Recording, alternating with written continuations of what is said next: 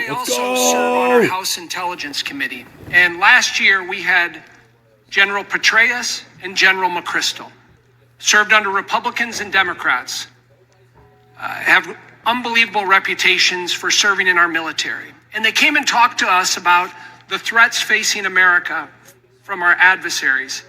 So they talked about China and they talked about Russia, they talked about Iran, but they said the biggest threat is our debt and our deficit.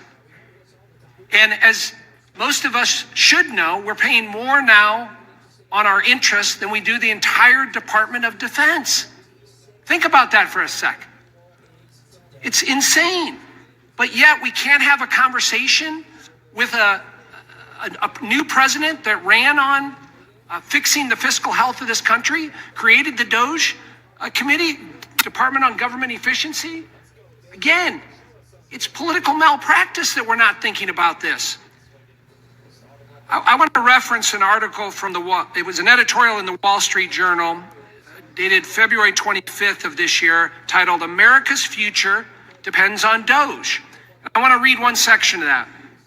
The message from today's civic elites is that the president's job is to pretend to be in charge while doing nothing meaningful. What? Shut up. Don't disturb the administrative state. Let it keep doing its thing without oversight or disruption. And you'll get your library or best-selling presidential memoir. Mr. Trump refuses this deal. In his second term, he's determined to slay the bureaucratic beast. He knows all too well from his first term and the Biden years. DOGE's efforts are epic, breaking more than a century of acquiescence to spending and government. The Trump team is courageously confronting the problem head on. We have an obligation and responsibility to bring down our debt and get this country back on track economically. And the DOGE Commission and what President Trump and his team are doing is putting us on that path. I yield back. Ms. Plaskett. Mr. Chair, I move to strike the last word. Ladies recognized. Thank you. Thank you very much, Mr. Chair.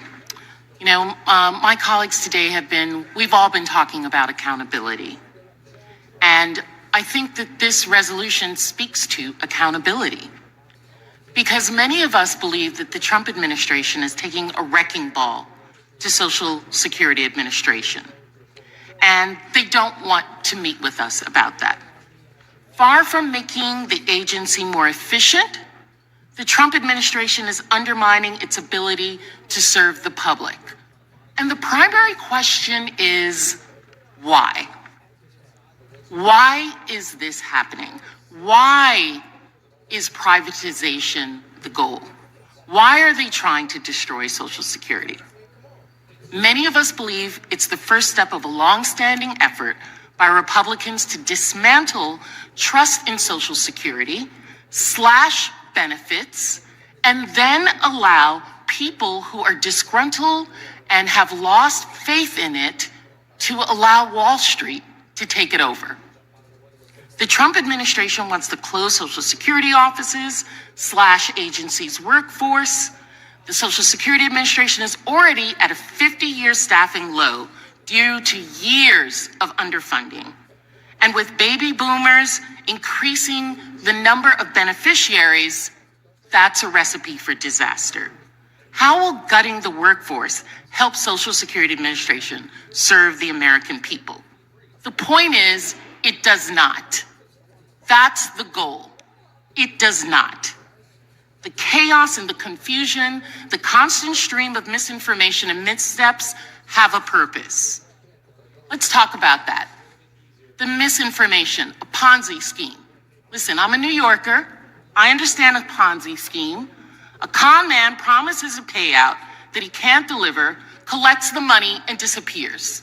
That's not what's happening in the Social Security Administration, because people have put their money in it and they are receiving a benefit. That's not a Ponzi scheme. Repeatedly stating that dead people and 150-year-olds are receiving checks, every newspaper, every group has said that that's untrue, including the Washington Post, which has already kissed the ring of the president. They're the ones also who have said that that's not true. How are we doing this? And why are we doing this? We want to bring back accountability.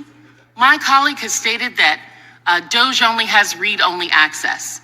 We seen weeks ago that that's not true. Oh, they just accidentally were able to make changes to it, they told us later on, and now they've gone back to read-only access. As a lawyer, the notion that they can be prosecuted for improper disclosure, that's if you find that they've had improper disclosure, first of all, and second of all, if they keep the information for themselves for data mining, for future elections, we would never be able to find that out to be able to prosecute it because it's not disclosed to anyone but themselves. Why are they keeping this information and what is the purpose of it? Make no mistake, the Trump administration's actions are to devastate the Social Security Administration's ability to serve the public and deliver Social Security payments so that they can then have access to $2.7 trillion for Wall Street to be able to play with. They need more money because you know what? We're not addicted to spending, as my colleague said. Many people are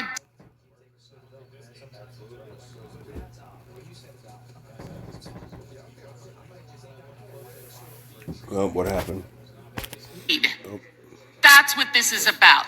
And the greed happens to be not from themselves, but for the American people. That's the Ponzi scheme, is them taking your damn money and using it for them own self, to enrich themselves more than they already have. That's the addiction. And you know what? This place is broken because Congress has abdicated its responsibility to be the ones to find that race fraud and abuse and to do something different about it. We're letting somebody who's unelected, who's an auditor, now he's an auditor. Is he everything? Is he God? The American people. All right, hold on. First of all, this man created a video game called Blaster in 1983. This man created PayPal. This man created Tesla. This man created Neuralink. This man created SpaceX. This man created Starlink. This man has created many companies, handfuls of companies, and continues to hopefully prolong our species. And you motherfuckers want to sit there and, oh, now he's an auditor? Yeah, you know why? Because Elon Musk can multitask. He's able to walk and chew gum at the same time. You big look at your motherfucking hairline. Y'all always look the same. Your fucking hairline is in the middle of your fucking back of your fucking head. And the fucking shit's departed down the middle. Like a fucking laser went through it. Shut the fuck up, you stupid bitch. To stop. I yield back. Yeah, you better yield back. Any further Fucking members idiot. wish to strike the last word? Mr. Swazine. Okay, thank you, Mr. Chairman. Fucking I just want skull to is point way out bigger some than basic your facts fucking that people actual brain. need to understand. Fucking idiot. Jody, this is important. In the 1970s, we had about 203 million people in America. Today, we have 350 million people in America. In the 1970s, we had about 3 million federal employees. In the 1980s, we had 3.3 million federal employees. In the 1990s, we had 3.4 million federal employees. Okay. In 2020, we had 3 million, same as it was in 1970. Okay. And so we have about the same number of employees in the federal government today as we had back in the 1970s, even though the population has increased from about 203 million to 350 million people. And we've hired a lot more outside contractors than ever before. We spent a lot more on outside contracts, like with Elon Musk, for example. But we have the same number of employees that we had back in 1970 as we do today. Now, I don't have back to 1970, but in the Social Security Department, you talked about how your phone call took a long time today. Well, who's in charge right now? Because on the day the Biden administration left, they had gotten it down to a record low response time of 12 minutes to respond to a call, which even 12 minutes to me seems like too much, but that was a record low for what it was. Today, it's going through the roof. And if you look at the number of employees in the Social Security Department, in 1999, there were 59,000 employees. In Oh my God, you know why it's going through the roof? Because now there's not that many federal employees, but there's more people that are bitching about this shit. 2010, there were 66,000 employees. So 59,000 in 1999, 66,000 in 2010. At the end of the Biden administration, there were 56,000 employees. Less than it was in 1999, 3,000 less than it was in 1999. And now we're talking about taking it down by another 10,000. Good. Well, no wonder everybody's going to complain that things are broken and it's not working well, because we're trying to take it down. Good. Now, when I was the county executive of Nassau County, we was rated the worst run county in America. Maybe people before should I go got out and there, actually I want to work. point out. But we went from 8,500 employees down to about 7,000 employees. We did not do it by laying off the lowest wage new employees, the probationary employees. We did it by normal attrition and by offering retirement incentives to the highest wage, most senior employees. And when those people left, we try to make up for the reduced workforce by improving the technology and by doing consolidation and procedures and processes. Oh yeah? Y'all were improving the technology? Yeah? That's why they still use Cobalt? Fucking idiot. To make things more efficient. What we're doing now through DOGE is so haphazard and so reckless. And the idea of trying to instill this fear in people and lay off the low wage people, the provisionary employees, in places that we're trying to hire people up to try and get to the backlogs, like in the IRS, where we make more money than we spend when we hire employees, doesn't make any sense to me. It's just bad management, and it's just scaring the hell out of everybody in the process. And there's going to be a price to pay politically for people, because most of the federal employees live in Republican districts and in Democratic districts, but we'll see that as time goes on. All the stuff we're going to see. You say we're not going to cut Social Security, we're not going to cut Medicaid, we're not going to cut Medicare. Well, we're going to find out in the next 6 months or so what people are really up to. Then we'll really know what it is. And it's not about instilling fear or not instilling fear. We're going to find out what it is as time goes on. Right now, we're concerned that what DOGE is doing is reckless and irresponsible. Do we need to get rid of waste, fraud, abuse? Yes. Do we need to make things more efficient? Yes. Do we need better technology? It's just an Yes. audit. Do we need better procedures It's and an processes? audit. Yes. But the way that they're doing it right now, and I've given the examples before, laying off the people in the nuclear stockpile, laying off the people that oversee avian flu, laying off the people that oversee measles, doesn't make any sense to me. Mr. Chairman, thank you very much. I want to yield my remaining minute to Chairman Neal. My friend from Illinois, he said we don't have conversations, and we have a conversation. We just disagree with you on arithmetic. The arithmetic's pretty simple. Bush Jr., $2.3 trillion worth of tax cuts. 2017, borrowing $2.3 trillion for a tax cut. Now, to hold forth on the basis of what is alleged to be this out-of-control debt. Oh, and by the way, we're going to raise the debt ceiling by $4 trillion in coming weeks so that we can pay for another tax cut. I mean, the logic escapes all of us here. Yeah. How we can hold forth and suggest on one hand, we're all very concerned about the debt. Oh, but we'll borrow $2.3 trillion to add more to the debt. And now, $4 trillion we will add to the debt. But we can't have that conversation because it gets in the way of our determination to continue to do borrowing and then complain about the size of the debt. Yep.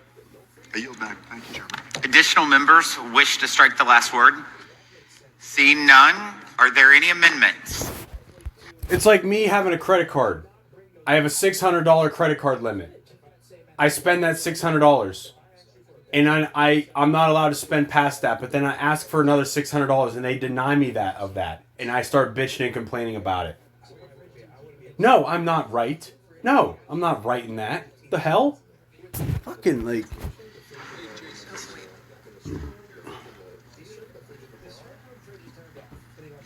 These people are fucking retarded. We're in our fucking government. I'd like to strike the last word, and I'd like. Okay, we'll do that.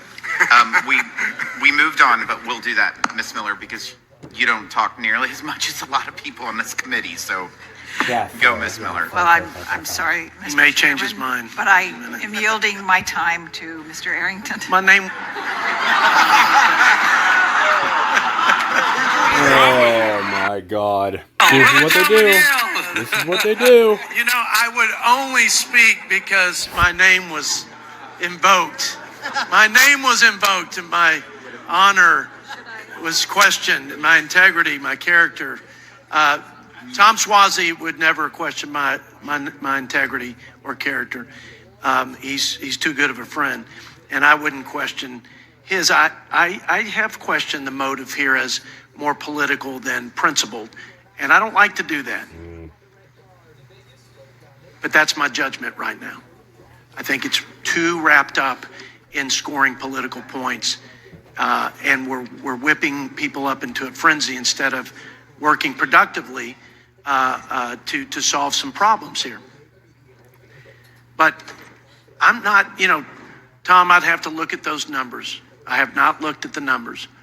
But to suggest that the federal government had the same amount of employees in the 60s and 70s as we do in the 21st century, when we didn't even have the microwave oven, let alone the internet, is not that impressive. Thank you. To be frank. Thank you. I think we could probably run this government more efficiently post-technology revolution. We still need people, but we need them to show up. Thank you. Like, I would have a easier time receiving some of this, really, with the sincere motive of needing more information, wanting more insight, if the same passion and concern were directed to the many government employees who were not showing up for years. Thank you. And this was post-pandemic, and we just accepted it as the new normal. And when we talk about, like some of my colleagues, the Democrat colleagues, about my constituents are worth it, this is their benefit, their earned benefit, I agree. But why weren't we fighting to make sure that people were seats, butts were in seats, calls were being answered, cases were being resolved? The very fact, in every congressional office experiences, we had casework through the roof for our retirees who couldn't get their phone calls returned and couldn't get their cases resolved. Will the gentleman yield? But where was the indignation? Where was the fight for these constituents at that time? Will the gentleman yield? It's a sad thing in this country that we need retirees, our beloved seniors, to have to work through their member of Congress just to get a daggum phone call returned. Thank you.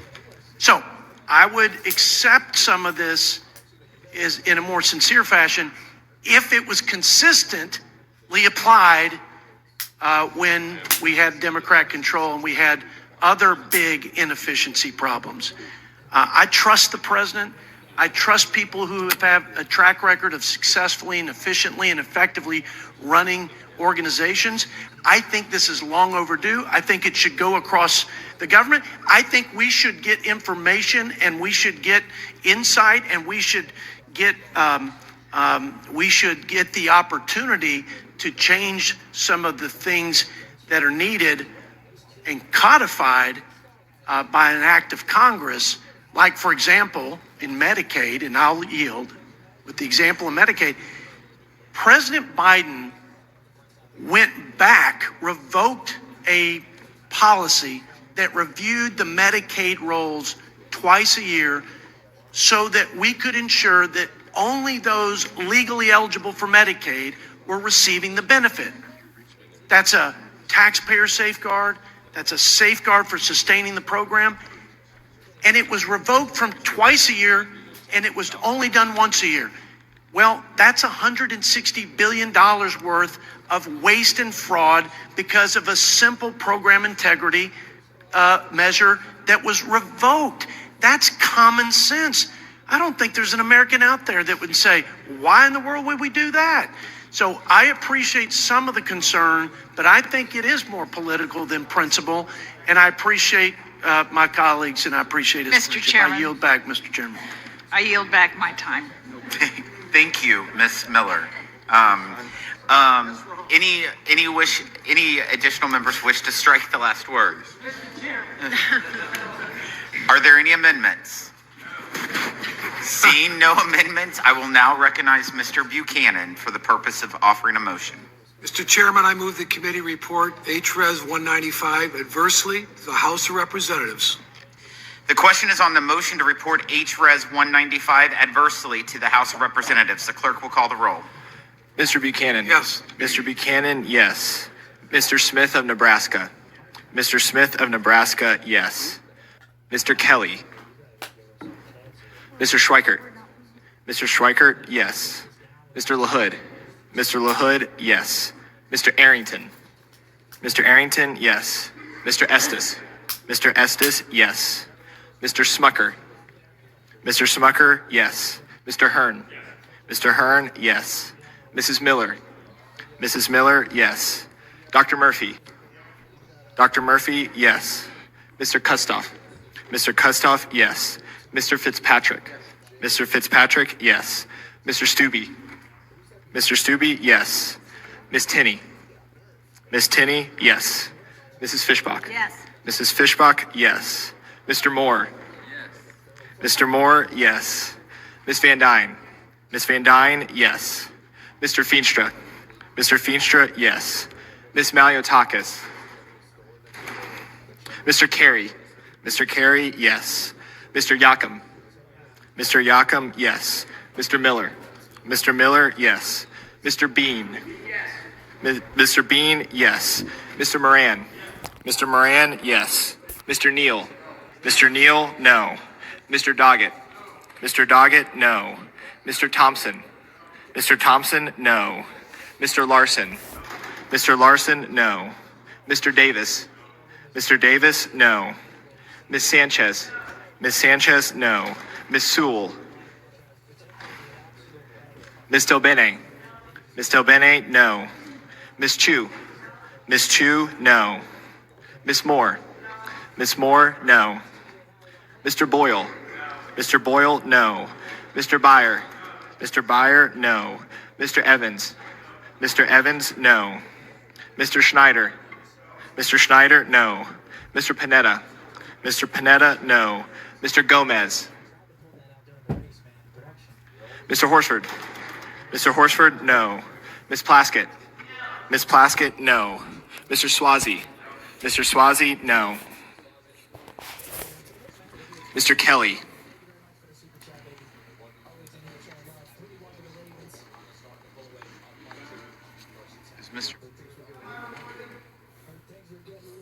How is Mr. Gomez? I hear him recorded. Mr. Gomez is not recorded. Mr. Gomez, no. Miss Maliotakis.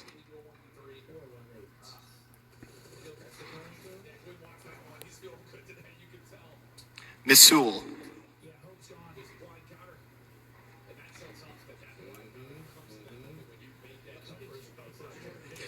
Chairman Smith? Yes. Chairman Smith, yes.